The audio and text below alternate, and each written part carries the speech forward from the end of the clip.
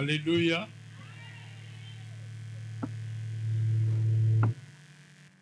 Ok. Bible le bito sala makelele ya kosepela liboso ya Nzambe.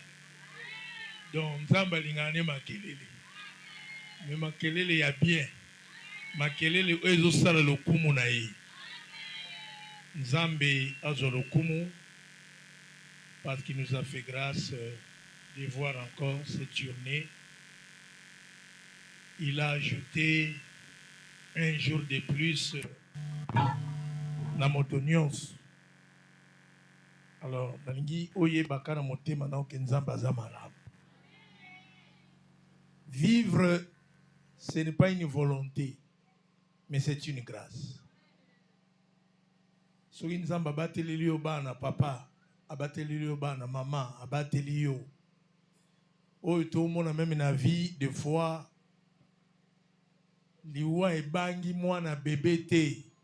Ezui maman oyo esengela melisa ye et l'enfant atikali na tata oyo asalaka te. Oyo na mbongo osomba ta miliki ya mwana wana te. Mais yo di mwana nga Nzambe asali yo grâce. Nous devons être reconnaissants. Yango pour la reconnaissance avant na banda mateya obetreno Yesu maboko ya bien koleka ya pema oyo ezola kisake tu vis par la grâce de Dieu, nous vivons par sa grâce. Merci beaucoup. C'est une opportunité ya koputa na suli boso Nzambe. Nous allons passer à la première lecture. Aujourd'hui, la Bible dans Romains chapitre 12, 6 à 11. Romains chapitre 12, verset 6. Kino na verset 11. Soki tozui to tangi elongo na biso na kombo na Yesu.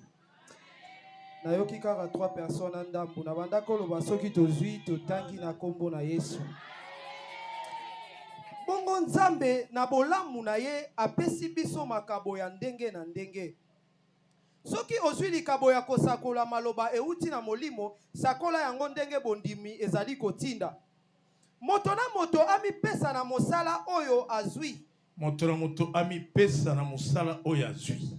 Ezala ya kosalela bandimi mosusu, ya koteya bandeko to ya kolendisa bango. Moto oyo akabolaka biloko epai ya bato ya mawa, asalaka yango na motema moko. Moto oyo atambwisaka lisanga atiaka molende nyonso. Oyo asalisaka bato ya maladi asala yango na esengo. Bozalaka na bolingo ya solo, boboyaka makambo ya mabe, bolandaka oyo ya malamu. Bolinganaka na motema moko lokola bandeko. Botosanaka bino na bino, bowelelaka eloko mosusu te. Bosala makasi, bolemba te. Bozwa nguya ya molimo mosantu pona kosalela nkolo. Merci. Zwa nguya molimo mosantu pour salela nkolo. Je sais que c'est un message important. Prions d'abord. Dieu du ciel, merci, tendre Père. La Bible dit, m'approcher de Dieu, c'est mon bien. C'est pour notre propre intérêt de nous approcher encore auprès de toi. Seigneur, nos cœurs sont bien disposés pour t'écouter. Que ton règne vienne, que ta grâce soit notre partage, que ta bénédiction se répande sur tout un chacun au travers de ce message. Au nom de Jésus. Amen. Merci beaucoup. Bonjour encore une fois. Pesape moninga pembe na gauche pe na droite, on ne sait jamais. Pesa bonjour. Tam so kozalaka ka dikor na ye, tam susu aozaka patron na yo. Ok, koyeba nezaka bien. Merci. Mukolo zana posa ya soi nzungu wane kotonda noki.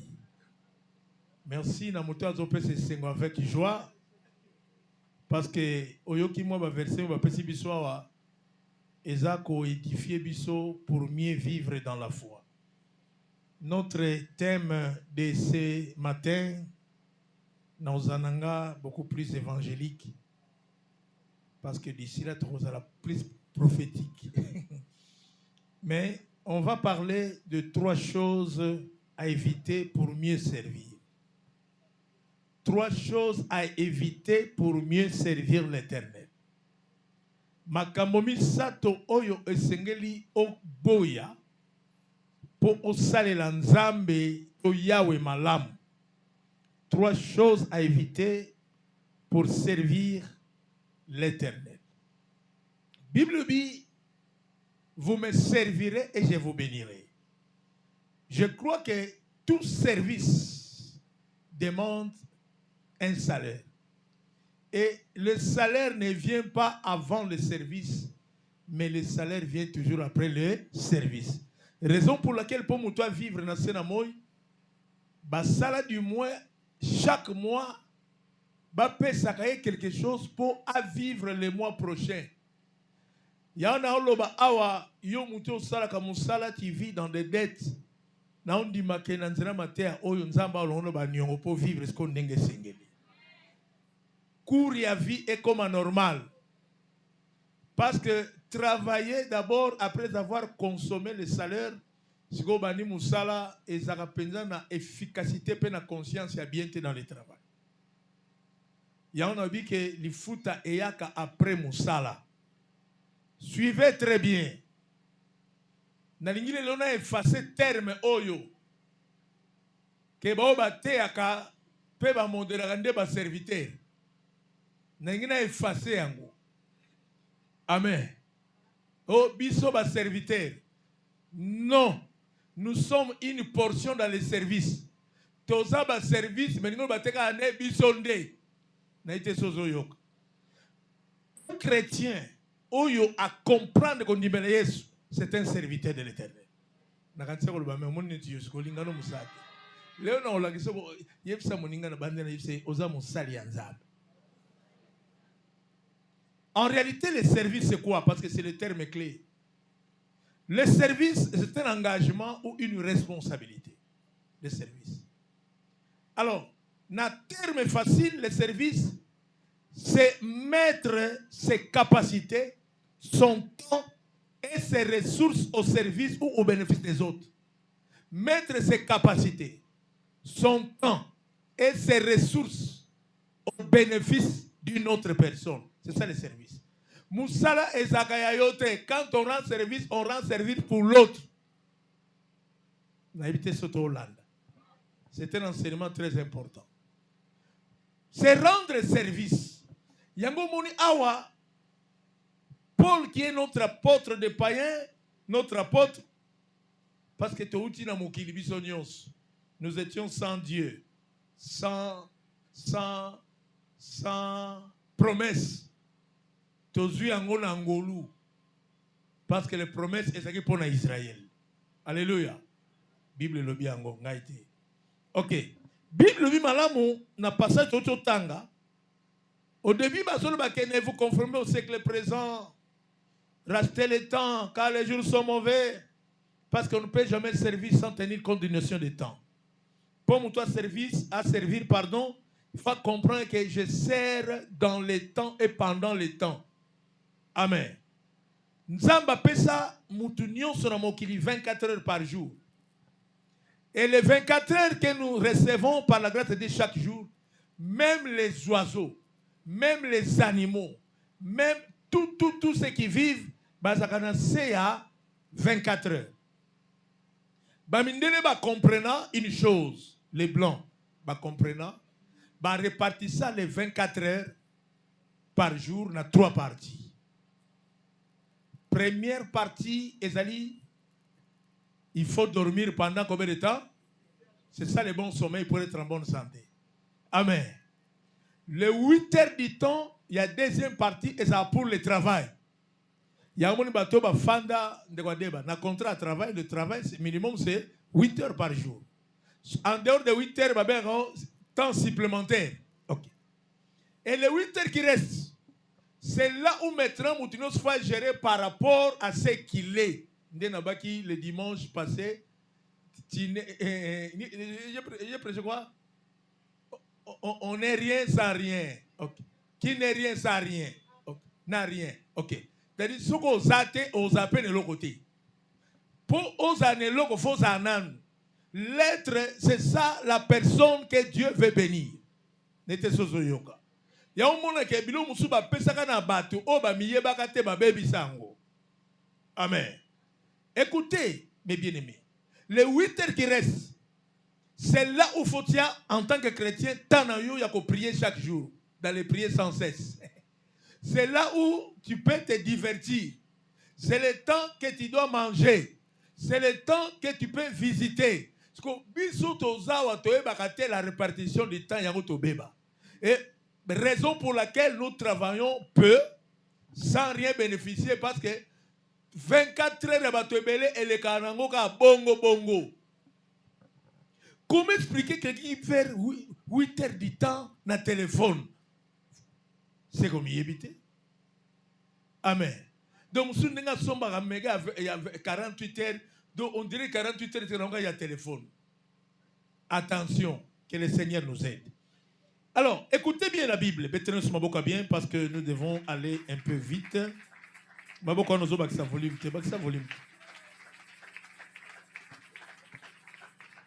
Pour la Zozoa, le service comme Nzoto Yamotu, il dit, nous qui sommes plusieurs, nous formons un seul corps en Christ et nous sommes tous membres les uns les autres. Il prend l'exemple du service comme le corps. Nakati Nzoto, toutes les parties du corps rendent service à une autre partie. Soki mutabeti libaku, nani kendaka mbangu kotala ezakamisu. Vrai ou faux? Accueille directement là où il y a la souffrance. C'est-à-dire, là, il rend service aux pieds. Les mains aussi viennent toucher là où il y a la souffrance. Vrai ou faux? Mon okopa sanini, atengami, misupetam so sanini, alléli. De rendre le service dans la souffrance. Il y a un pour exemple, il y a corps. Mais la Bible dit que Moto a Bengami, celui qui est appelé au ministère, selon la grâce, pardon, puisque nous avons des dons différents, selon la grâce qui nous a été accordée. Bisono to andenge moté. Mais motrom tako sa musala. Yana otolo ba que Léo nazako effacer likambwana ya ba biso ba serviteur. Non. Tout chrétien doit servir et tout chrétien est serviteur. Amen. Yangomo awa Bible zo malamu tosana ba dons différents. Mais selon la grâce que Dieu a donnée. C'est ça qui fait la différence. Nalingite lelo, celui qui se dit serviteur a piétiné mon diplôme et l'autre côté. Non. Nalingite moto a tombama en église moto a zanase parce que même nzambo a tombama zan rikolo matambola kana mabili. Amen. Le Dieu qui a toute la gloire, mais il s'est humilié pour prendre la forme humaine pour sauver l'humanité. Le Dieu qui est puissant, il s'est fait faible. Basimira mamboko ya bato pour ko kisa mission ko bikisa bato. Na belaka bato bazali. Moto a bengami na ministère parce que nous avons des dons différents. Bilobi malamu ke o azana don prophétie a exercé en haut selon la logique de la foi. Même si tu as les dons de prophétiser, ok. La prophétie est à yo tende tout le monde muso à l'église ne pour na sakolaka ou église na ngangane mamu sakoli. Non, je suis pasteur parce qu'il y a des brebis. So bino bozate nga pe na pasteur ti. Bon, so ki pe nga pe na zate bino pe to lo banga na terre bino pe bozala ti. Parce que ba rolo belanda ka bangombe te so ki ngomba zate. Ba rolo bela pete ngombe so ki pa zanga esika ya kolala. Oh, ezabode. Oh, ezabode. Au mon ministère de l'église, et ça encore la soso. Nanite ça la débat. So na tuni awa. Na soso na maki ni ezaka liboso.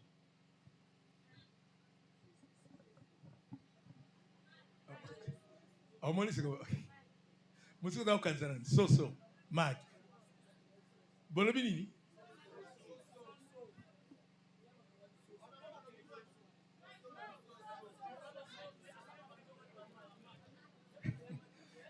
Bon, Nakati. Allô, amen 3 fois. Il n'y a pas de ministère sans église, il n'y a pas aussi d'église sans ministère. Oh, mais tu regardes ce sur la maga. Binouzaga ndengwan. Magamba c'est Taba teresa mamboise va pas me mambali kolot. Parce que yo tira na sende. Même hier sur le bis sur la lecture mamboise c'était ndeni bokoma mambali kolot. Jésus prêchait par l'exemple terrestre pour amener une dimension céleste. Soso ndabotaka maki, maki ndebotaka soso. Siko. Olingolo bani. Longolanga na makambo ebande. Amen. La vie d'une poule commence par l'œuf, non? Ah, tika kawana c'est aussi ici. Allez, prépare le bon sauce, allez, ça va pas bon, merci. Merci. Tika ma solo wana c'est Sili. Italio. Donc, je vais seulement parler que mon so yozana, parce qu'on a tous ces questions posées à thème. Na église, na ministère, ni zakalibos.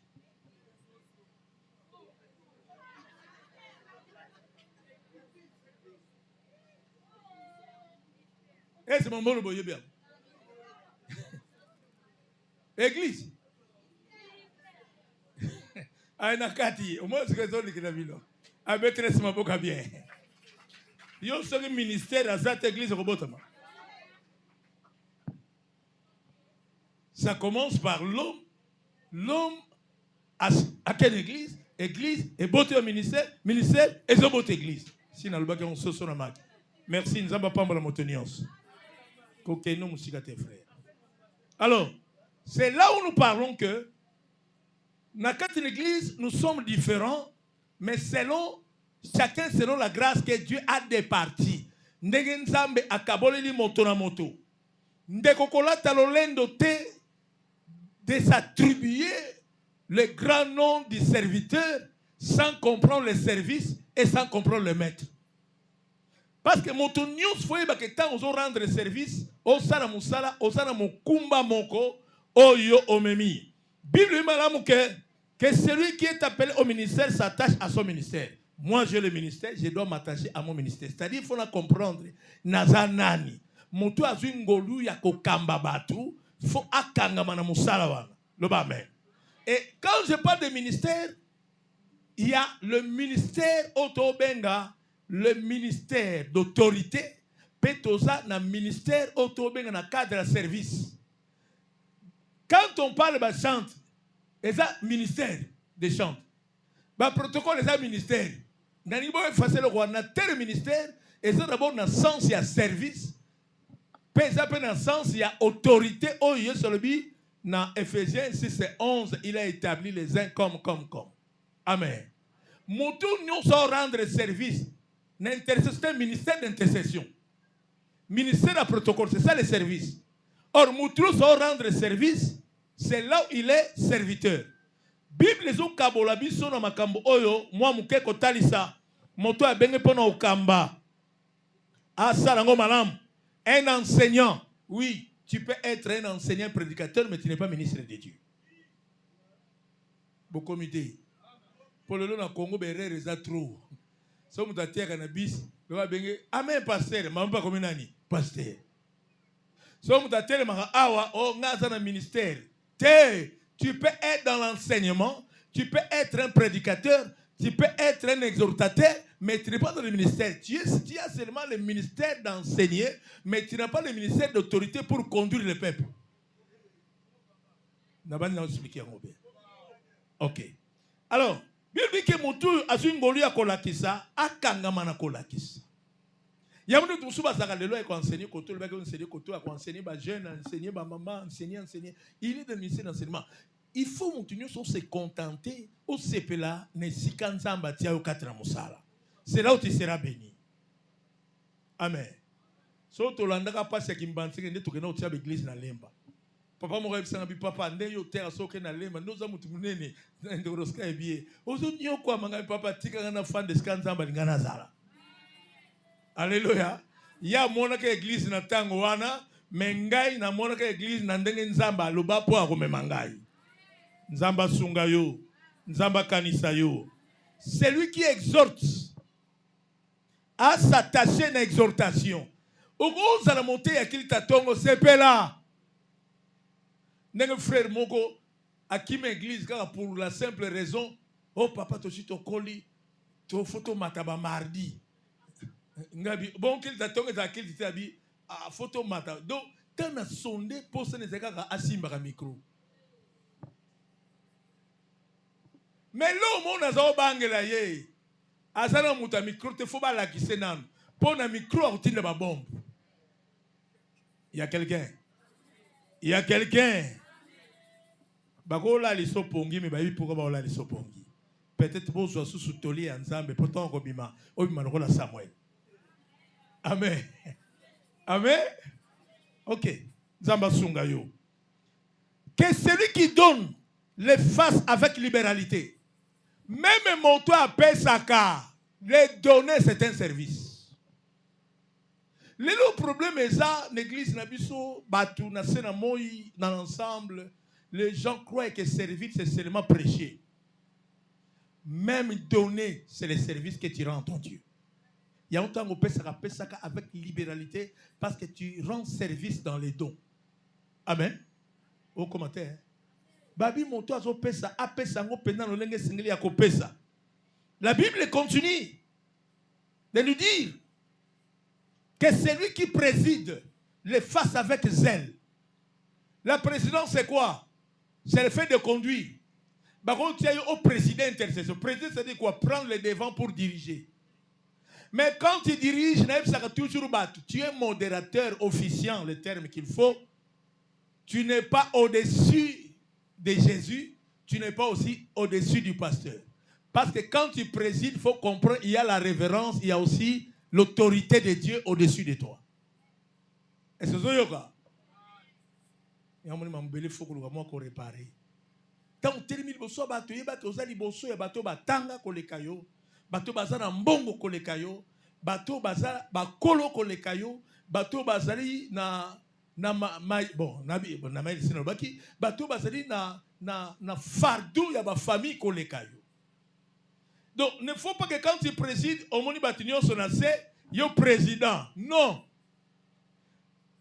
Yango Paul azoloba Zwa ba maman, je sais Timothée, le ba maman ya yo. Amen. Amen. Alléluia. Je ne vais pas le dire ici, mais dans le bango, un peu en privé pour certains. Il faut que celui qui préside le fasse avec zèle. Donc, mon toit modéré. Même culte à ma maman, même culte intercession, même prière, il y a orchestre. Il est président, il rend service. Il y a un colon moussalo et zanzambe. Si on a modéré, tout mon toit a modéré prière quand on a dit oh il y a un serviteur, serviteur. C'est aux oeufs banan te que nayo naye nanazan colon moussala. Parce qu'on colon moussala n'a déterminé comme moussala. Yo ce qu'on a mouta moussala ont déterminé moussala même au chef n'a pas sioté au longo moussala. Il y a quelqu'un qui comprend. Batamaye le bazawa. Nzamba pambo la biso. Nzamba mona biso. Que celui qui pratique la miséricorde, moutou azana a kabaka, a salango, na mawanyons. Oui, même moutou a kabaka, c'est-à-dire que moussou au monde tam soumoninga beli a ketalaye, na bele ba mama bela ba salango, moi tellement sa tita moussou yo kendarate, mais il y a qu'un hôpital, tiki moi tellement sa tine moi lipa. Ah sale la nzambe. Moussou tam moussou yo lali, mais ba tindiye, boke sambe la ndako boye kuna ba, a ke sale la nzambe. Mais na sepelaka. J'ai confiance à certains de mes enfants, à mes enfants. So tindi bango prier nanda comme so ba pesi bango enveloppe, ba yaga nanu papa. Amen. Oh, ba yaga nanu papa. So moni mutu ba tindi ya kei nango. D'abord azana reconnaissance, il y a grâce té, reconnaissance et onction té, il est geyazi. Père rebelle, ausuka nanzela. Je l'ai fait aussi des fois. Ben père n'enveloppe dans une assiette en poche. N'amidama pas mon frère Kende. Nathalie Kandingo Kende. Et appelle Sumute. Mon soupe Yakabozo à moi transfert na binango. Amen.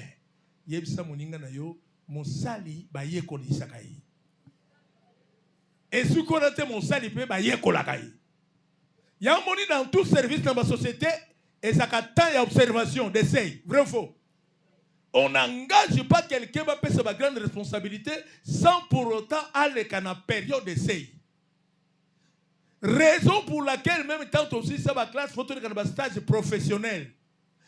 C'est-à-dire l'apprentissage.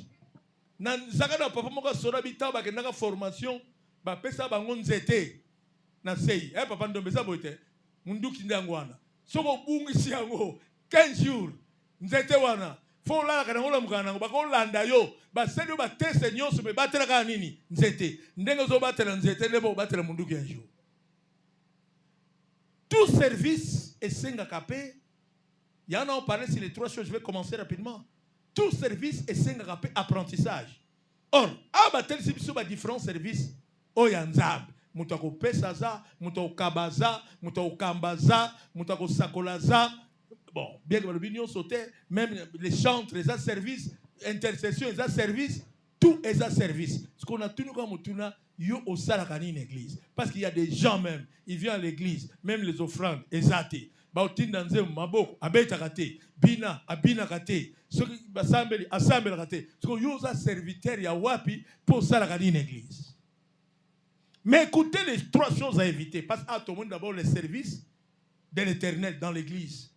Devant Dieu, on peut présider, on peut chanter, on peut prier, on peut donner le ministère, kokamba tout. C'est pas facile. Alors, et donc, quand on rend service aux autres. Basala ka musala pona yo mokote. Soki mutu engagé na musala, kolobate ka on nyokola yo. Bien que misala musala zaka ko nyokola.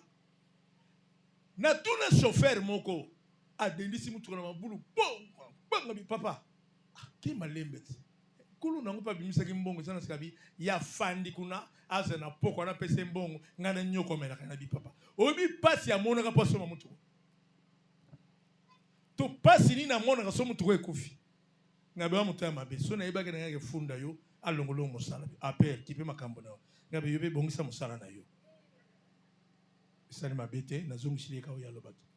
Amen. Amen.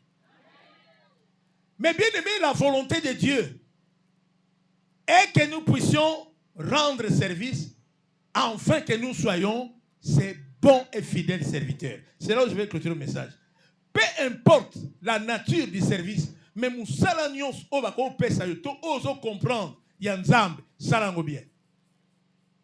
Bible dit, quoi que vous fassiez en parole ou en acte, faites tout pour la gloire.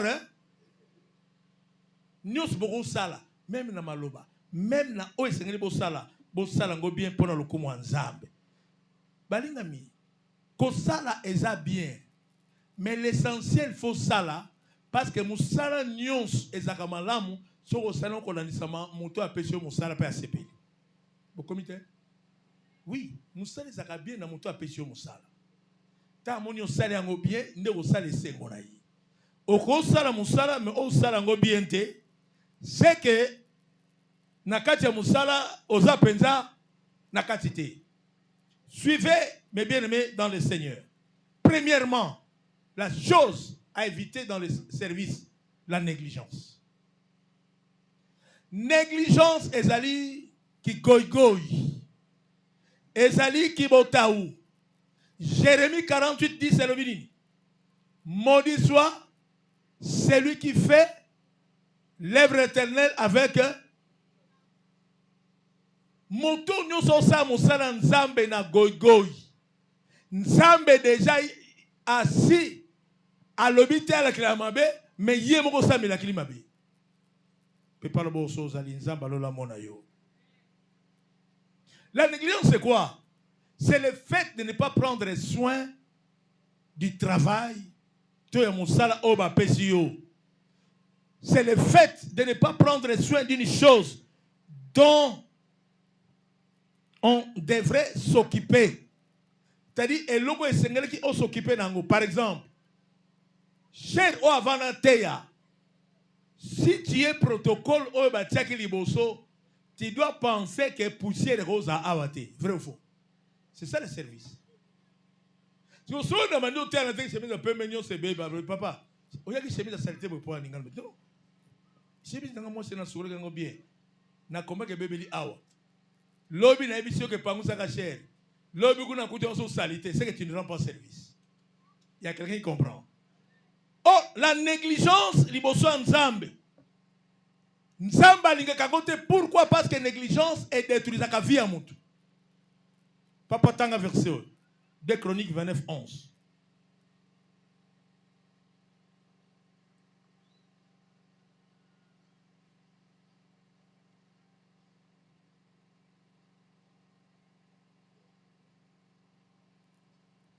Aujourd'hui 2 Chroniques 29, 11.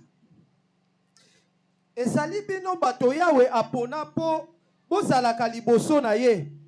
Bosalelaka ye pe botumbelaka ye malasi. Bomona yango pamba te. Tanga en français.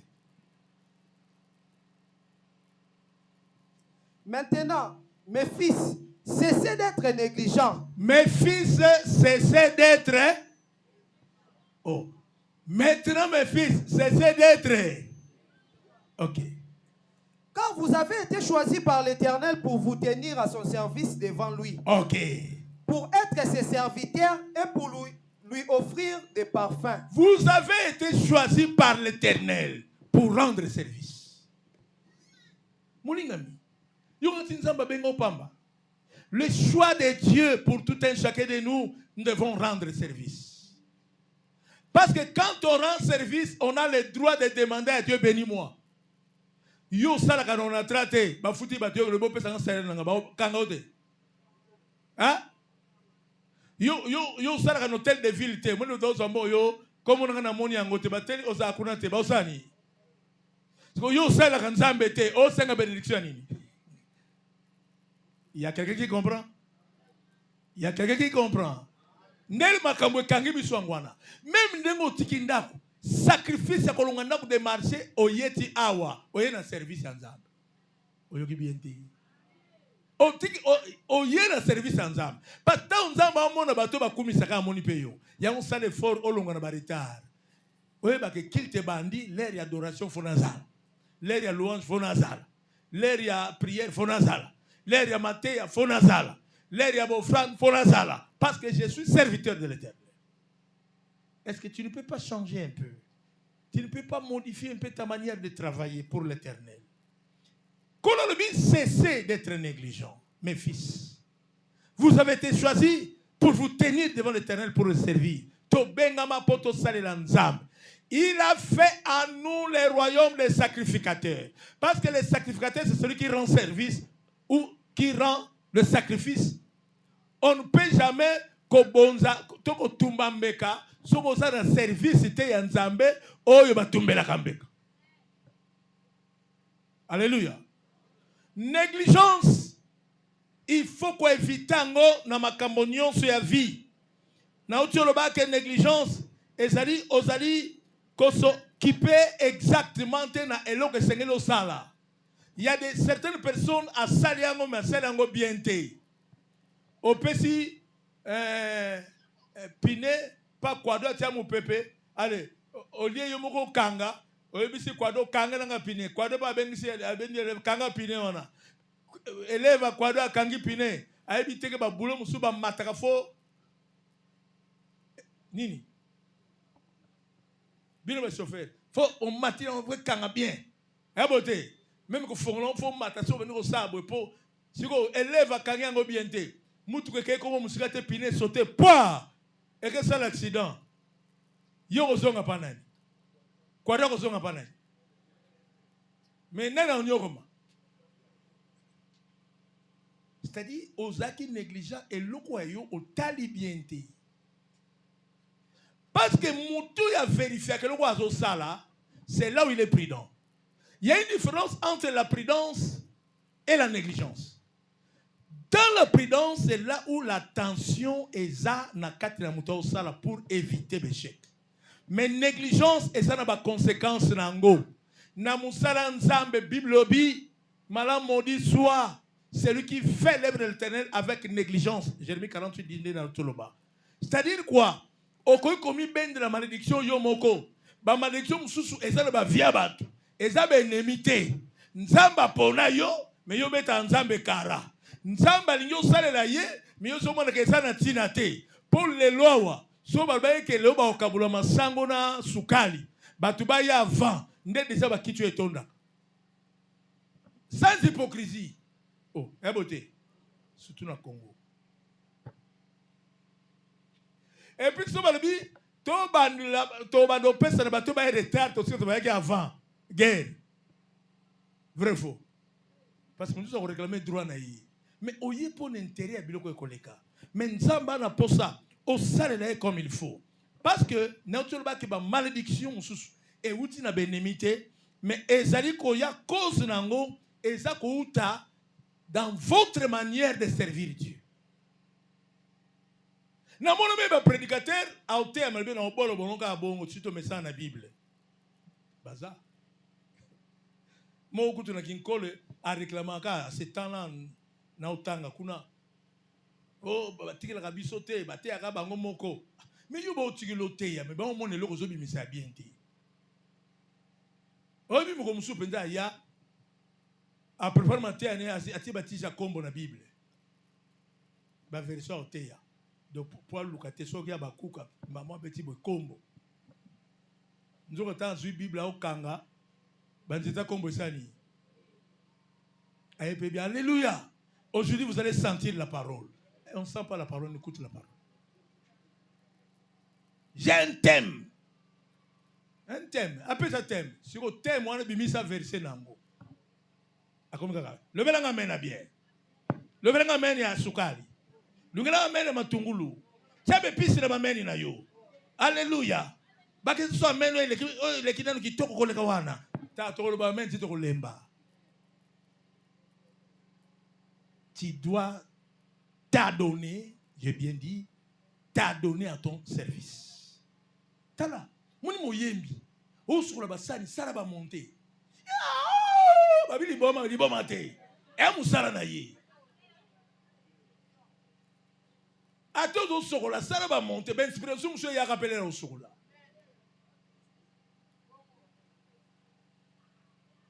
Aux intercesseurs ko ke sa ba langue te. Bongi sana nous prière. So baba baba ozama kasite. Oh. Babi mutu azo sakola selo la logique de la foi. Comment tu peux communiquer des choses na mutu ayebi angote so yoza na ngote. Amen. Nani malama ke nous rendons service pour les autres. Ana oteya pour ngate mais na rendre service. Et je suis votre serviteur. Gouverneur na biso mikolo komone nani boyeba kuti nani osuka na bumba ko muso yebite okay yo yebi posa chauffeur pour ba okanga bino yango akangi kombo amen. Écoutez, est-ce que toi tu peux appeler le gouverneur Bumba que yakamba onanda ko na mwana obela mais tu as le courage de dire passer papa tolalite soko ya ebote. Parce que nous sommes au service. L'autre dit que nous sommes les Nzambe, mais tout ça va salir Nzambe pour Nabatou, c'est tout ça va salir Nabatou. Comme moi je suis votre serviteur, vous aussi soyez mes serviteurs. Au comité, au foot à Bissoni, nous avons foot Nzamba au foot. Nzamba son connaissance dans le commerce que nous enrichissons. Un ministère doit enrichir son peuple. Na koma azana na Bible. Yana bi ndeko zawana oza mobola te l'église oyo. Amoni ba mene lemba poli ngaka omona. Oza mobola te l'église oyo. Tika 2026 maboko na yo epamba mananzambe o amikomisaka mobola poto za na bazui. Mukile salama kana liloba. Et le ministère qui nous a donné c'est le ministère de la parole et de la prière. Quand je prie, je déclare, je prêche malobana et comme nzoto na banzoto bato ba ondi melango. La négligence est un grand défaut. La négligence, cessez d'être négligent. Pourquoi? Là où il y a la négligence est une maltraitance silencieuse. C'est-à-dire quoi? Makambo zo sa la négligence. Un jour ekonyoko la yo. Musalo ko sa lelo otiki. Lobi otiki. Lobi kono otiki. E comment nini? Ebele. Tu vas te fatiguer si vite. Il y a des femmes qui sont négligentes dans les mariages. À négliger les balas. On a libala ezaka bolingote ya mobali, toi à moi aussi. Je parle d'abord des femmes. Na libala ezali ba qualificatif d'une femme pour mériter libala. C'est-à-dire il faut ça la qualifier dans les mariages. Bamsu baza babalaka po babota. Musu abalaka po na chambre. Mais na biso que libala ezaka wana te. Libala ezaka makambo nyonso. C'est-à-dire mobali mo balemba ko sur le bilamba bi France ani. Réseau le bosso mbali babala kuta ngwana bilamba. Ya bote. Ya mi bale ko lia ko lamba. Po ko lamba ko lia ko kene malewa. Mais comme bene bilamba ko so sokola ngote biso to balaka bon posa libala no mata parce que o luka musungu ti musala nzala bilamba salite do fona bala. Misiko obali mo simo balinga uswa bilamba te. So amoni jini atie pembeni. So amoni za salite atie pembeni. O mukolo nango pe ko baka bele mukono. So pantalon to tia pembeni o mubala linga kolata ke la musala. Libala ko bonga. La négligence. Et sika bolingo ezo kita nde sika skope ene mataka. Amen. Yusko moi sina yo otika mbonga ndaku te par exemple. Nde basi msumina ati aka 5000 bafunda kabino trop batata. Papa matrate banda 2014 to banda na 5000 tilelo. Yaka ba mama comme tant na loba. Et puis yebe papa ta oka ba se papa mbonga matabi. Oh, tant que tu es acquis 28, na otika 5000 ko 22 5 sont déclarés ka. Mubale bato. Changer. La famille aux autres négligés. Bible dit, celui qui ne prend pas soin de sa famille est plus qu'un infidèle. J'ai déjà flashé les thèmes dans enseignement pasteur. Les 5 stratégies du diable contre l'église. Famille et sa force église. Amen. Au moins, si on a une église, on a une église, on a une église, on a une église. Et le diable aussi, à mon avis, qu'il faut à cause de ça, ma belle famille. Il a touché la femme a touché l'homme. Famille où ils ont vu la négligence. Bénédiction en Zambé Zakate. Vous sentez la négligence de la femme. Bakiti Solomon Souba, Bintekwa, Bampese, Bazo, le Katina, Moï. Mais elle est qui s'est mis sur le micro, sur le baba Nabino. Oh, tiens, méga. Mais tu ne peux pas te boquer dans la oh, tiens, méga. D'abord, on peut se concession, on peut se faire ok, prédoté. Na otinda pena serre moko bakeni na mwasi. Aya no niye mokote. Aya otala ndako no. Afa na inisio ne baza na serre mo église. Pour ça que yé moko yo mbanda bala moko. Parce que wana otala, muntu zo amona batala ni ndako ngo yo opangusa kangote. Yumbali bobe so muri ngande wona bala okeba diake aza deja mabe aye mabe au kimanzana pana mampo bando boko la ye. Amen. Basa neno bazana kimane nzala pana bango ayagine libala te. La négligence, je vous dis mes bien-aimés, est une maltraitance silencieuse. C'est-à-dire quoi? Et qu'on y a un jour.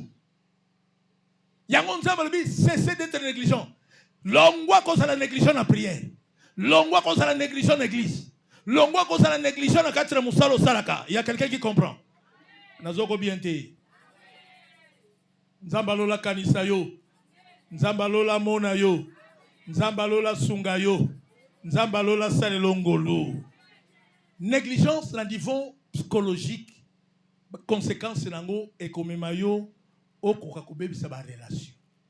Omoni so mutu mwa lingaka oza un esprit à travail, mais amoni oza négligent et bomi relation. Apesi musala oyo sali angote. Apesi lobe osali angote. Ate oza mwana nkasi. Quelque part au bebisi relation. Un jour à koluka atia mutu mususu. Écoutez, nous devons savoir dans l'œuvre de Dieu tout homme est remplaçable. Ok bien terre. Na musala nzambe motuno se va remplacer. Même moi qui suis le pasteur, Dieu peut juger un jour que et s'il l'a remplacé. Bon, on a remplacé Moïse na Josué. Yo ce que vous savez, nzambe sunga ba remplacer ngana zo rejoate. Yo na. Yo. Priez nous te ko yo comme nangote. Ponga na obunda na rendre service malamu. Amen. Oyoki bien te. Nzamba sunga yo. Psychologiquement, dans le domaine de l'émotion et de négligence et baby saka, ba relation yamalam. Oh mon Dieu. Négligence et même à faiblesse d'estime, c'est-à-dire on se peut sous bien te. Ils ont basi msuba zawana, hein? Na lubana opena mamali bala mandam. Ola mi matembele, avant qu'on na chambre brossé. Ya ba ko bele ba kisi ba ko minoko solo. Ko bele ba bele ba kisi ndengwana. Tanto ko la ba mi ba kisi o za bele lango. Frère, yo pe sukula kat. Makolo tambula ke ba potopoto bambula nyonso mate on ambeto mwasi ko sukula dra. Ah, ozan quoi hein? Bongola motema. Na négligence ko sukula nzoto. Nzamba sunga biso. Na binzamba sunga te. Yo makamon nzamba sungo linga kangote. OK. En termes de plan cognitif, c'est-à-dire dans le cadre de la connaissance, négligence, et ça peut avoir des conséquences. Et même un retard d'apprentissage. Moto a négligé ka koye kola ou a négligé sa connaissance, a zo rappel retard na boyebi. Lo les aboté. Frère, ba yembi. Tala, bo so akana ba voité. Luko yemba clé de sol, do, ré, mi. Bino pe bensimatis opposé mi ayemba pe na nini na mi bino zaka mutabe bisa yo benza négligence.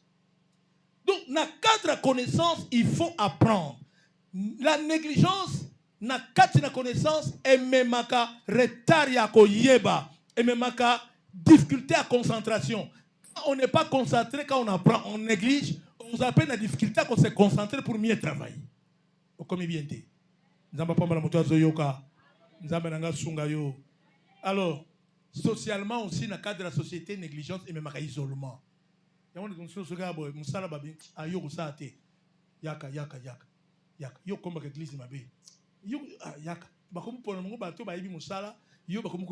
que tu es négligent. Or, la Bible dit, c'est d'être négligent. Bandalelo, dans l'église, il y a concentré. Deuxième chose à éviter, les excuses. Là où je vais aller trop si vite. Les excuses, balingami, bon, na terme pardon, mais pardon, c'est différent d'excuses. S'excuser, et seulement que l'oba, c'est le fait de donner des raisons en avance là où il faut faire quelque chose. Hein? Donc, est-ce que ça, ça peut ces raisons? Et puis, l'excuse, 80% d'excuses, et ça a l'okuta. Na quatre d'excuses, na l'excuse à pardon, c'est-à-dire là je demande pardon. Na terme soit comme excuse. Mais l'excuse, c'est-à-dire qu'on peut savoir raison là où il fallait faire quelque chose. Tu as les capacités. J'avais dit ici, les services en soi, c'est quoi? C'est rendre ou donner ou mettre ses capacités, son temps et ses ressources au service des autres. C'est ça, rendre service. Les excuses et mes macapé, ma benavia mout. Ecclésiaste 5, 4 à 5. Papa, sois un peu vite. Sois rapide.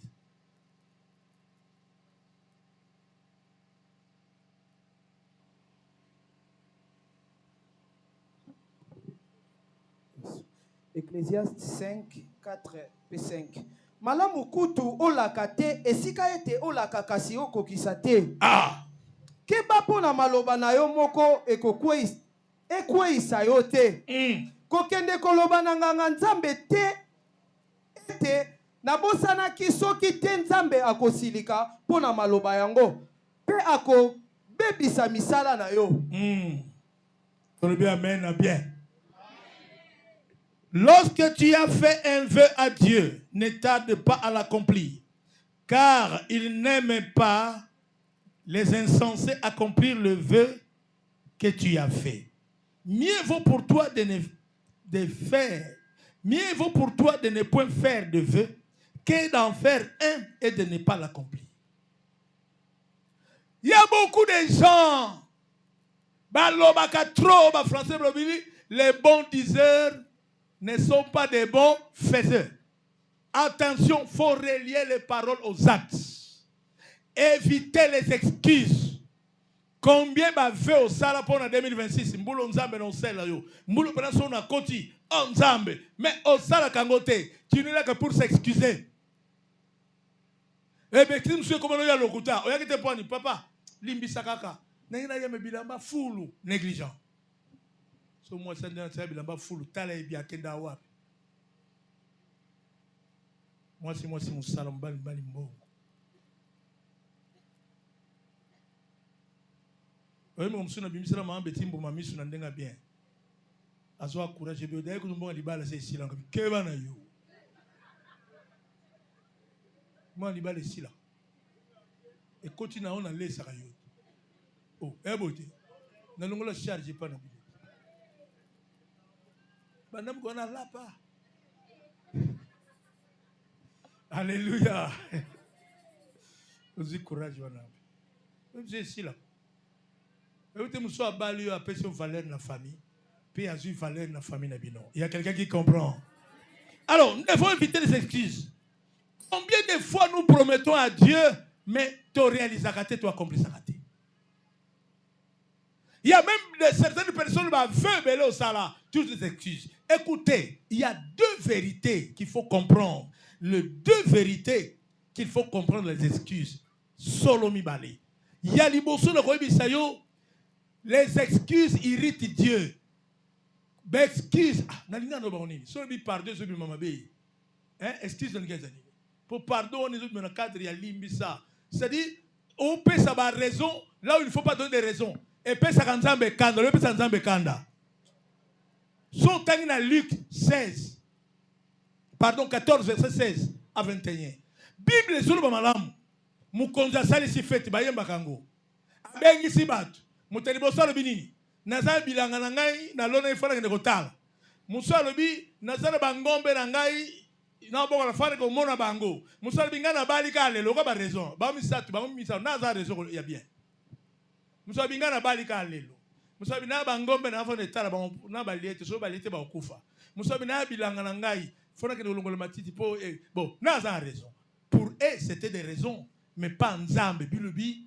Tant mon sali a keya yoki ba réponse na zongi kolwa siliki albi ba toi nyonso ba suna droit fait c'est comme Israël n'atteint Jésus et bazaki na excuse mais l'église n'a pas d'excuse, l'église doit servir. Oh yoki bien dit, tu ne peux pas être un bon serviteur de Dieu si tu n'es pas engagé. So ça serviteur d'excuse. Ok, ni musika te. Bibi mo konza siliki. Alibo benga bato a musika. Biso nde extropié. Bato balabala oba benga na fête c'est l'église. Ozolanda. Et comme itana biso tolia biloko ya nani ya mokonzi. C'est le temps aux ala béni. C'est le temps aux vivre gloire ensemble. C'est le temps aux sepela. Parce que yo zakino mutalibanda bazoke na bakona balabala ba bengi yo pweto sepela tango mokonzi na fête ya mokonzi. Bo bestis balongwe. Je connais un frère. Tout a kende kutsugwa bene ba kasute. Tout préparer la modération à son papa. Ba venu mercredi wana fona tuna no mère nda soka ondima. Mère ona. Yebisa na nan. Mère. Moi si na yi. Mes frères, yo zana no moi si toza moi na moi si pas moi si wa. Yo serviteur de Dieu pour y veiller. T'as la biso ba ototika même des fois ba na maladie à cause de l'engagement na y veiller. Le ba mère. Na mi frère, nza mongo sale boy. Si on a veillé mon colombo zana on tourne na mère. Bon on a retraite à une semaine ya ba serviteur. Et ça va te belé ba ça qualifié dans mon salade. À cause des excuses. Nous devons éviter les excuses. Tant on dirige bateau, la meilleure des choses à comprendre un bon serviteur, c'est dans l'engagement où on a les excuses. Moutou a ça excuses dans Moussala, c'est à ça Moussala Moussous. L'un est bisayo. Si on doit chef, le bon royauté, le bon moi na belaki, c'est à ça une occupation quelque part. Mais nous devons nous engager pour l'œuvre de l'Éternel. J'ai béni certains frères ici. Vous sentez l'engagement. Vous sentez l'engagement. Vous sentez l'engagement. Nous n'avons pas de bateau engagé. Nous devons éviter les excuses. Il y a les bossos, les vérités, les bossos. Excuse et pesa kanzambe kanda. Na pesi au verset, il y a Luc 14, 16 à 21. Yami bale, excuse pousse Dieu à nous détruire. Tout en versement rapidement. Matthieu 22, 7. Ça va en tout cas dans le troisième point.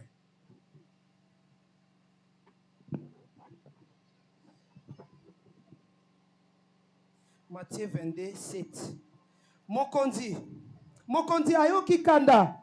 Atindi basoda na ye po bakende koboma babomi wana pe bazikisa mboka na bango. Obiso mokonzi ayoki kanda. Awawa bazolobela sur basali oyo banyokolaka babomaka mwana o mukolo elanga tindaka. Quand Dieu se fâche, il détruit. Est-ce que vous avez madame? Babi, il est riche en bonté. Donc, la colère. Il n'a pas changé, il est le même. Kolingato vivre dans ces akanda nzambe. Mais le ko vivre dans ces angolo nzambe. Linga o vivre dans ces abolamu nzambe. Quand Dieu s'irrite, parce que quand il y a trop d'excuses, c'est comme un chef qui a besoin du serviteur. Mais les serviteurs s'excusent, Moussala et Salamité. Le chef va se fâcher. Nakate Moussala, il y a des urgences. Il y a des Moussala Mbang. Il y a des Moussala Ngolelo. Moussala Moussou et Sengaka, ta présence. Moussala Moussou et Sengaka, tu peux mandater. Moussala Moussou et Sengaka, tu peux orienter de loin. Moussala Moussou et Sengaka, ta présence pour surveiller. Oh, vous avez bien dit. Vous avez dit, grâce Moussou. C'est là où Dieu nous prépare. Moïse fait beaucoup de choses même pour Kamba Israël. David fait beaucoup de choses même pour Kamba Israël. Parce que vous avez dit que vous passer il y a 2030. Oh, vous êtes courageux. Tu n'as même pas le cœur. Tu n'as même pas le fardeau. Hein? Je vous dis à tout moment. Le ministère, ce n'est pas ça, prêcher, non. Le ministère, c'est là où vous êtes. Le bas-main. Moutaza malade, c'est ça le ministère. C'est ça le pastoral. Alléluia. C'est ça. Mais des fois, toi, tu diriges une équipe de 10 personnes, au tir de 3. Donc, il faut que tu aies la madame. Est-ce que service na yo bateau kamba tu as quelqu'un? Ndemo bisanga bisinga papa. Keba na frère wana maswa ki so ka kilta tongo. Faut batu bakima ngabe. Oh, promise na frère te promise na bino. Ndeni ye mutumbo azolonga bino belé.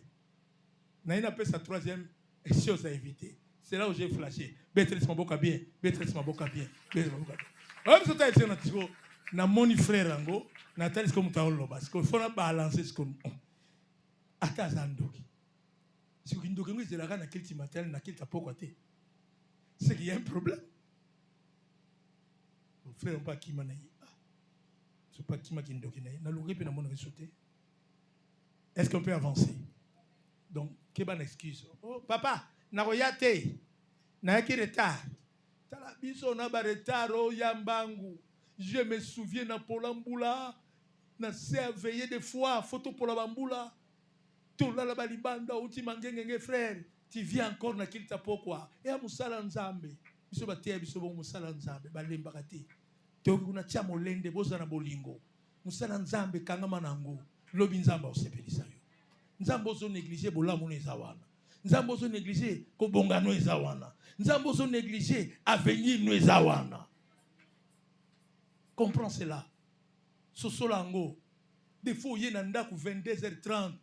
Faut y avoir au cambo. Talibo binzambe. On y telema. Nanza maman. Nalali nondambo na olango. 20h bola musanga.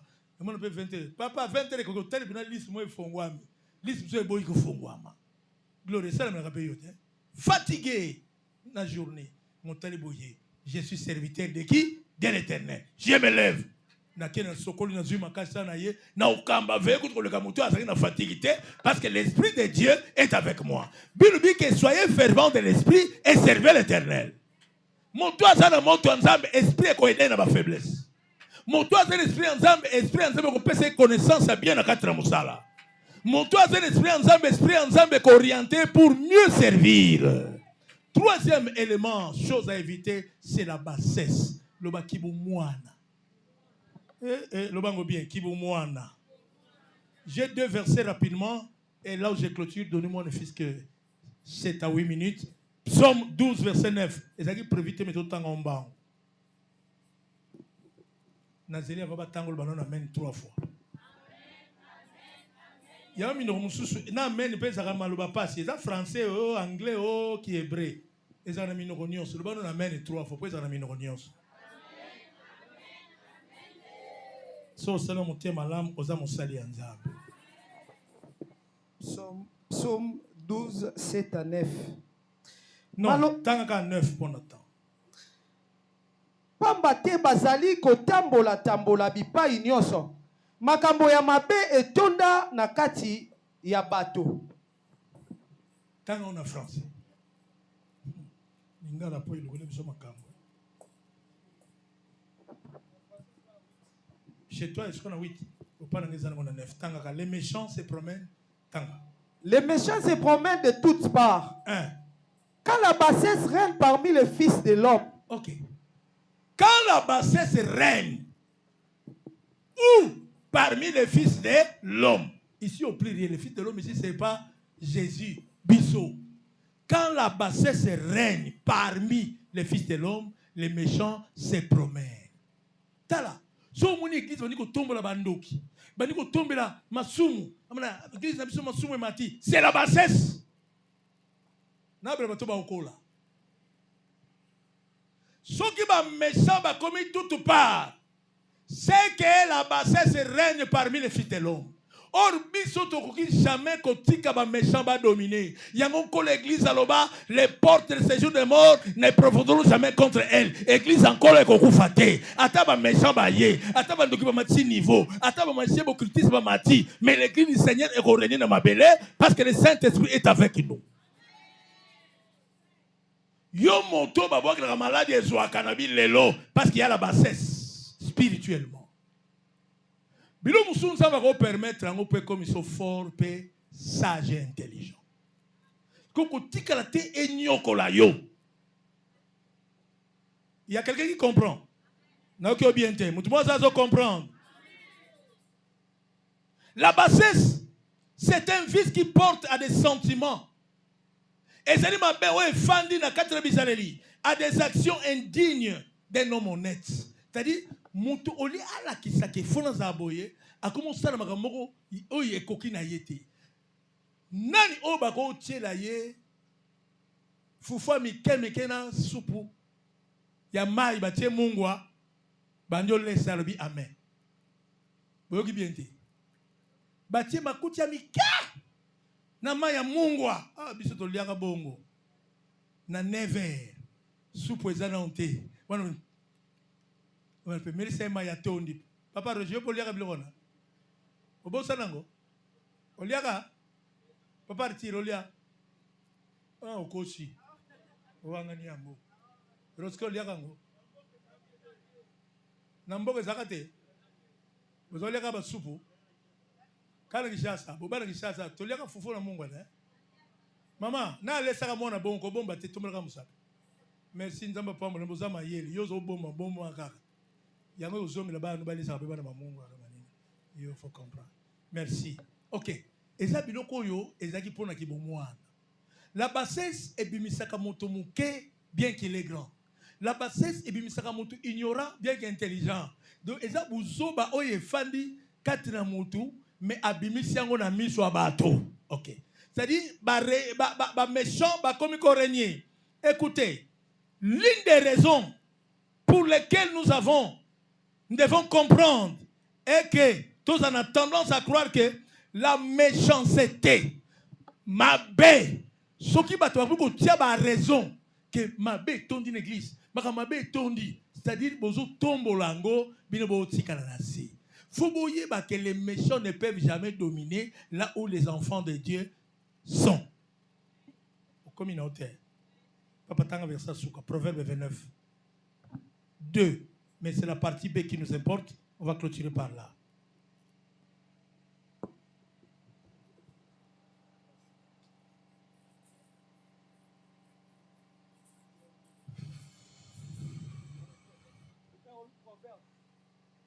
J'ai dit Proverbe 29. Nalinga 29, verset 2. Après psaume. Proverbe 29, 2. Soki bato ya bosembo bazali mingi, bato ya mboka basepelaka. Kasi soki moto ya mabe azwi bokonzi, bato banyokwamaka. Quand les justes se multiplient, le peuple est dans la joie. Quand les méchants dominent, le peuple gémit. Faut pas qu'une église ait encore qui ndoke tonda. Je suis contre les églises. Vous faites ça bana qui ndoki 6 mois en église, oh bah faire en église. Toi tu es fort.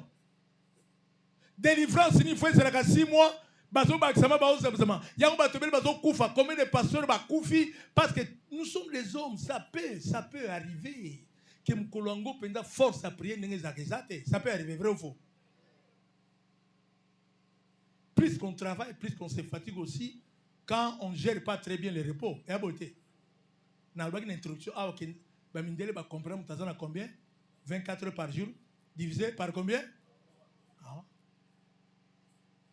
Il y a quelqu'un? Ce qu'il faut y avoir. Ceux qui battent malin, bazo comme belé, mboke zakanini nesengo. L'église au battent malin batonda pour église za nesengo. Oh, baza nesengo. Muso azawa zaka otulaka. Mbo lupanga comme combien? Ba oye ba pe montante. Oso pe combien? Na olande lo siko. Comment on a lu ces attraits autour là? Si on tourne pour ça, non. Et ça n'a pas nanga. Et ça n'a pas gabi. Et ça n'a pas nate. Quand on tourne à la banque, on n'a pas un numéro. C'est bon, tu nous es venu de la part de qui va y payer. C'est comme ça là. Le bas main. Le bas main. Les méchants sont comme belé. Mboke comme on a passé. Église comme on a passé. Yo zo ko sala société na bande ko balinga église tende muninga na yo pour mettre ma solo église. Mais Dieu va te détruire. Écoutez l'église. 2026 lo samboranga. Nzamba pesa isengo l'église au mobimba. Wa ko voyager. Wa zo bela pika. Oya zanga zwa. Oya kita tombama. Wa zanga musala zwa musala. Oya ninga bala bala. Wa zalo ko bana bota. Nzamba pesa isengo parce que c'est ça. Bah juste il faut pas ça nesengo ngana obite mais c'est la Bible. Boni ba méchant ba onyokola yo. Suko boto makana famille kindoki. Moya une église on nzamba zana molimo santo, nzambe na nguya na une église wa kangola yo. Et ça la différence dans la famille. Il faut éviter la bassesse. Et l'obélina on le mona mukemke. Vous savez comment on va bana mikemike. Ma on pamba. Tata mukolo lati coupé. Ti kaka pene kaka ya Brazzaville na ki chasse linye mona.